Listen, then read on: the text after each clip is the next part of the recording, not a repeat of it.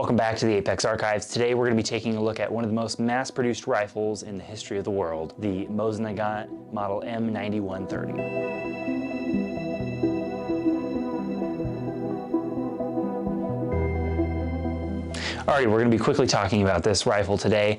One of the most mass-produced rifles of all time, the Mosin Nagant, this model specifically, the M9130. The M9130 is chambered in 7.62 by 54R. It is a bolt-action rifle with a 5-round box magazine, a 29-inch barrel, and sights graduated up to 2,000 meters, which is very generous. Now, as the name suggests, 9130, this is a variant of the 1891 version, which was later adjusted for 1930s. This was the general issue rifle for the Russian military during World War II. These rifles saw wide usage and service during World War II and was issued to pretty much any Soviet-aligned forces. They were easy to make and manufacture and were produced in the millions, and some estimates have the Mosin Nagant series of rifles having produced up to 37 million rifles, which is a lot. Now, to identify a Mosin Nagant M9130, you're going to want to take a look at some of the main features. It's got that standard Mosin Nagant wood stock profile, which will be kind of the easiest way to identify the rifle. On the top of the receiver here, we have the markings on it, which identify the country of manufacture, the build date, and the serial number. And the serial number is placed on several other parts throughout the gun to identify it as a matching numbers gun. The M9130 has a hooded front sight and a leaf rear sight, which has a graduated elevation setting up to 2,000 meters. It's got a standard Mosin style bolt and then a butt plate on the back there. Alrighty, let's do a quick field disassembly of the M9130. Now, like all Mosin Nagants, it's got a very easy disassembly process. You'll simply open up the bolt, check that it's empty, and then pull the trigger while pulling back on the bolt, and the bolt will release from the gun.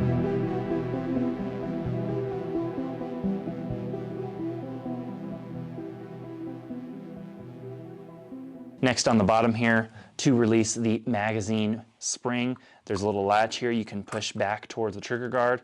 This whole assembly comes out, and then if you simply squeeze down on the magazine spring assembly comes right out of the box magazine. And then on the bottom here, there is one screw up here, which you can remove for further disassembly. On the front of the rifle, there are two barrel bands, which are retained in place by these springs. You can simply push down on these springs and push forward on the barrel bands. Now, with the bolt and the magazine spring out, this is kind of a basic field trip that you'll use for 90% of maintenance and cleaning. If you want further disassembly instructions, you can find that down in the description. Now, to reassemble the magazine spring and the bolt, simply follow the process in reverse. You push down on the magazine spring.